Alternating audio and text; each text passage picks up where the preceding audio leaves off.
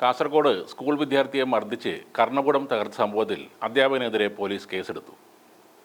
കുണ്ടക്കുഴി government higher secondary സ്കൂളിലെ headmaster M അശോകനെതിരെയാണ് Bedakam police ജാമ്യമില്ലാ വകുപ്പ് ചുമത്തി കേസെടുത്തത്. കുട്ടിയെ വേദിയിലേക്ക് വിളിക്കുകയും മറ്റ് കുട്ടികളുടെയും അധ്യാപകരുടെയും മുന്നിൽ വെച്ച് അടിച്ചുമെന്നുമാണ് പരാതി. കഴിഞ്ഞ ദിവസം സംഭവത്തിൽ വിദ്യാഭ്യാസ മന്ത്രി ശിവൻകുട്ടി അന്വേഷണത്തിന് ഉത്തരവിട്ടിരുന്നു.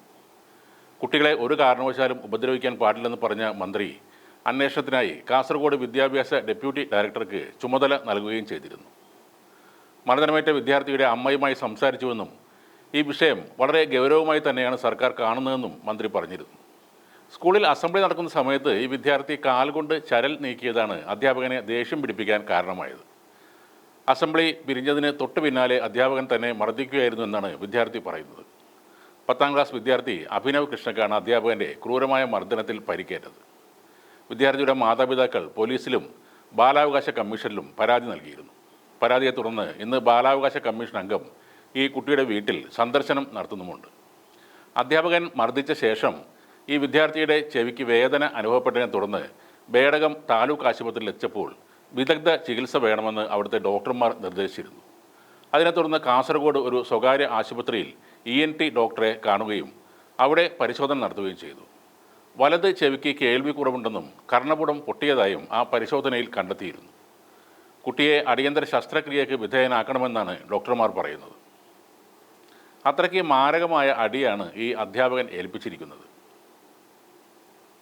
വിദ്യാർത്ഥികളുടെ നന്മ ലക്ഷ്യമിട്ടും സ്ഥാപനത്തിൻ്റെ അച്ചടക്ക സംരക്ഷണത്തിനും അധ്യാപകർ വിദ്യാർത്ഥിയെ ശിക്ഷിക്കുന്നത് ഒരു ക്രിമിനൽ കുറ്റമായി കാണാൻ ആവില്ല എന്ന് ഹൈക്കോടതി ഒരു വിധിയിൽ പറഞ്ഞിരുന്നു.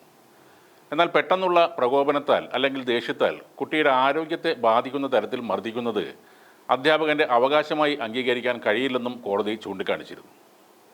പല സ്കൂളുകളിലും വിദ്യാർത്ഥികളെ സ്നേഹിക്കുന്ന, അവർക്ക് മാതൃകയായി മാറുന്ന ഒട്ടേറെ അധ്യാപകരുണ്ട്. എന്നാൽ ഈ അശോകനെ പോലുള്ള അധ്യാപകർ ശ്രേഷ്ഠമായ ആ തൊഴിലിന് തന്നെ കളങ്കം ചാർത്തുകയാണ്. ശാസനയിലോ ചെറിയ ശിക്ഷയിലോ ഒതുക്കാവുന്ന കാര്യത്തിലാണ് ഇവിടെ ആ കുട്ടിയുടെ കർണപുടം അടിച്ച് തകർക്കുന്ന രീതിയിൽ മർദ്ദനം നടത്തിയത്. മാതൃകാപരമായി കടുത്ത ശിക്ഷ തന്നെയാണ് ഇവർക്കൊക്കെ നൽകേണ്ടത്. സംസ്ഥാനത്ത് അധ്യാപകർക്കെതിരെയുള്ള പരാതികൾ ഇപ്പോൾ വർദ്ധിച്ചു വരികയാണ്. പോക്സോ കേസുകളും അതിൽ പെടുന്നുണ്ട്. പോക്സോ കേസുമായി ബന്ധപ്പെട്ട് കേരളത്തിലെ 77 സ്കൂൾ ജീവനക്കാർക്കെതിരെ നടപടി സ്വീകരിച്ചതായി മന്ത്രി ശിവൻകുട്ടി നേരത്തെ അറിയിച്ചിരുന്നു. 65 അധ്യാപകർ അതിൽ ഉൾപ്പെടുന്നുണ്ട്. അതിൽ 10 പേരെ പിരിച്ചുവിട്ടിട്ടുണ്ടെന്നും മറ്റുള്ളവർക്കെതിരെ കർശനമായ നടപടികൾ എടുത്തിട്ടുണ്ടെന്നും മന്ത്രി അറിയിച്ചിരുന്നു.